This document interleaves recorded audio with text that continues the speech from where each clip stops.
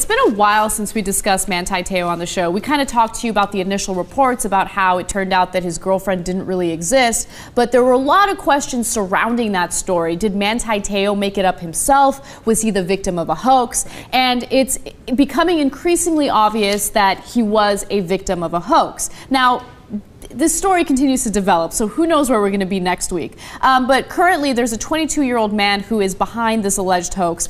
His name, and forgive me if I mispronounce it, is Ronaya Tuiasa Sopo. He actually appeared on Dr. Phil to explain why he did this. Let's take a little look at what he said. Are you gay?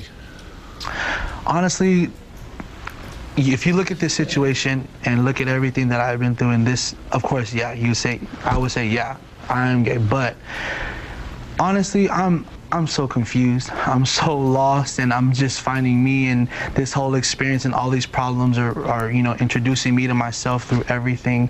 But what you know is that you did have romantic feelings for another man. Yes. It's so sad to see this. I mean, he's an adult. I would hope that, you know, I know that he was raised, obviously, I think his dad was a minister. I'm not positive about that, but, you know, raised with really conservative religious beliefs. And this just is a great example that when you're raised to lie, to think that what you're feeling is wrong and unnatural, that you are going to become a liar. And then you act out in this way. Exactly. Where you are online pretending to be someone that you're not, just so you can have some sort of weird online relationship. He needed some sort of an outlet. Right. He's been, you know, he's felt too guilty to be himself. And now, he still isn't himself. Some interesting things happened on the Dr. Phil show, which doesn't often happen on the Dr. Phil show. Apparently, he would talk to Manti Te'o over the phone.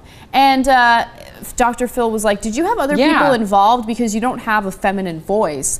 And he's like, no, it was me the entire time. There were some reports that he had a female family member in on the hoax as well, who would talk to Manti Te'o on the phone for hours. But he says, no, it was me, it was me. And then Dr. Phil told him, well, I need you to record your voice the way that you would speak to Manti Te'o when you're pretending to be his girlfriend. And he did that, and the FBI basically said, like, it's 1 in a million that he was the one on the phone talking to him. So who knows what the reality is about that. But I feel kind of bad. I mean, we said some pretty horrible things about Manti Te'o. Did you? Because we all thought that he made it up, I know. right? Because it was so weird. There were reports that Manti Te'o had met his girlfriend after a football game. He was on record saying that. So who knows why he lied? It was a combination of Manti Te'o lying about certain elements of his relationship. Out of control. Absolutely. Definitely. And then, of course, this hoax in the background. It's kind of incredible.